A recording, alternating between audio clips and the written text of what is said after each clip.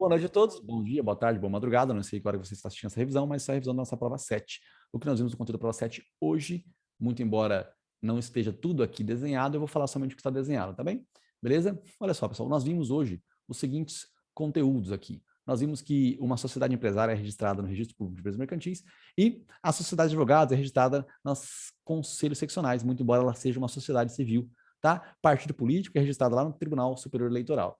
Disse também que a averbação, né, é feita aqui no cantinho e a alteração do contrato é no próprio texto em si do estatuto, do estatuto social ou do contrato social da empresa, da pessoa em si, certo? Isso aqui foram informações, é que eu disse que às vezes você vai tirar uma licença, né, de uma sociedade, ou às vezes você realmente vai sair da sociedade, certo? Beleza? E aí, depois eu trouxe aqui as normas constituintes originárias, que elas nunca são inconstitucionais, mas que emenda constitucional pode ser inconstitucional, se eventualmente ela for proposta pelo povo, por exemplo, tá? Ou se ela não alcançar o quórum de 2 turnos, 3/5 votos. Porque quem é que deve, ou se ela for feita, né, no meio do estado de sítio, estado de defesa, tá? Não pode acontecer. São limitações circunstanciais à alteração da emenda constitucional. Aí eu li com vocês o artigo 60 da Constituição, e eu disse lá que nós não podemos ter emenda constitucional sobre o voto direto, secreto, universal e periódico, mas pode ter emenda constitucional sim, para tirar a obrigatoriedade. Isso pode. Não pode ter emenda constitucional também, pessoal, para alterar como que se altera a própria emenda constitucional. Não pode ter, tá? A emenda constitucional é alterada por meio de 2 turnos, 3/5 votos. Eu não posso fazer uma emenda constitucional para mudar isso aqui, eu não posso. Eu vi também com vocês que nós temos aqui quem são os legitimados para a propositura, né, dessa emenda constitucional. É 1/3 da Câmara ou 1/3 do Senado, não é 1/3 do Congresso Nacional, é 1/3 da Câmara ou 1/3 do Senado. O presidente da República também pode fazer isso aí, e também mais da metade das assembleias legislativas, tá? Esse povo também pode propor uma emenda constitucional. O povo não pode, não tem PEC popular, certo? Trouxe aqui à baila também uma ideia de que as leis, sejam ordinárias, complementares, as medidas provisórias e as emendas constitucionais, em regra, só podem ser reapreciadas no caso de não serem aprovadas em uma sessão legislativa na próxima. Só que, excepcionalmente, é possível que as leis ordinárias e as complementares, por meio de maioria absoluta, sejam reapreciadas na mesma sessão legislativa, o que não acontece com a emenda constitucional e não acontece também com a medida provisória. Beleza, pessoal? Tranquilo? Maravilha. E isso, lembrei de vocês, né, que isso acontece em um prazo específico, mas para você derrubar o veto do chefe do executivo, pessoal, não tem sessão legislativa específica. Se o presidente vetou o projeto de lei, você pode derrubar por meio de maioria absoluta.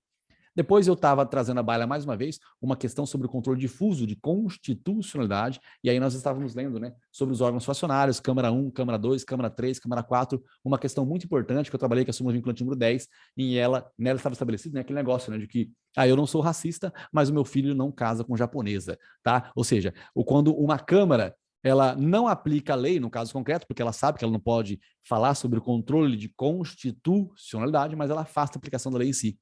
Tá? Então ela não fala que a lei está errada, mas ela só não aplica a lei para resolver o caso. Então é a mesma bosta, certo? Então isso seria uma forma de você ofender o conteúdo da súmula vinculante número 10, certo? Eu expliquei aqui um pouquinho de novo, que era o controle difuso. O controle difuso é aquele que você foca no pedido do autor, diferente do controle concentrado. O controle concentrado, o foco do pedido do autor é justamente dizer que a lei está errada. Aqui no controle difuso, o foco é dar ou não aquilo que o autor pediu, mas o fundamento que vai ser uma questão prejudicial que vai dizer realmente se aquele assunto é constitucional ou inconstitucional.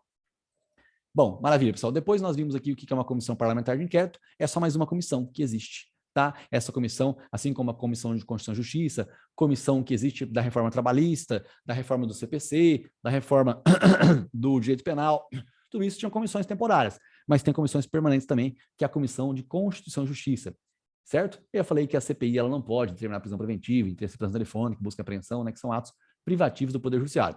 Expliquei também a diferença entre maioria absoluta e maioria de 2/3, lembrando que 2/3 aqui é para que a Câmara dos Deputados autorize o processo de impeachment contra o chefe do Poder Executivo. Depois eu trouxe aqui um raciocínio de processo civil, tá? Bem legal, nós tínhamos a petição inicial, né? E quando o autor ele faz o pedido de dano moral, dano material, o réu, reconhecendo um dos pedidos, tá? Já tem um julgamento antecipado do mérito. E aí, se o réu reconheceu, o réu depois não pode agravar dessa decisão ou apelar sobre essa decisão, tendo em vista que a situação já precluiu, porque ele se manifestou, uma preclusão, uma preclusão lógica, porque ele disse sim que ele não queria mais contestar aquele tipo de pedido feito pelo autor, tá bom? Lógico que eu não parei aqui na explicação, eu dei exemplos, né, em que eventualmente o autor pede dano moral, dano material, e o réu contesta as duas coisas. Ainda assim, mesmo quando o réu contesta as duas coisas, pode ser que o juiz já deu uma decisão antecipada. Aí sim, né, uma decisão de mérito no curso do processo é agravável por meio de instrumento. Aí tem agravo de instrumento sim, certo? Se eu não fizer agravo de instrumento, Rafael, se você não fizer agravo de instrumento, você pode fazer apelação depois. Tá? Aqui foi o exemplo, né, dizendo que a apelação, você pode colocar aqui várias coisinhas, inclusive decisões interlocutórias dentro da sua apelação no final. Certo? Aqui eu estava explicando sobre brasileiros natos e naturalizados. Uma das coisas mais interessantes sobre brasileiros natos e naturalizados é o fato de que se você for filho de naturalizado, você também será nato. Tá? O sangue brasileiro é de nato e de naturalizado. Então, não importa, você será nato. O interessante aqui é que todo mundo que nasce no solo brasileiro será nato, salvo aquela pessoa que estiver prestando serviço para o próprio país. Aí ela não vai ter direito de ser nata. Ela pode sim, eventualmente, requisitar a nacionalidade derivada, mas ela não pode ser brasileira nata mais, certo? Tranquilo? Lembrando que se nós nascermos em outro país, nosso filho nascer em outro país, ele vai ter direito de ser nato e a necessidade de registrar no consulado depende. Depende do quê? Depende de você estar prestando serviço para o país ou de você estar de férias, tá bom?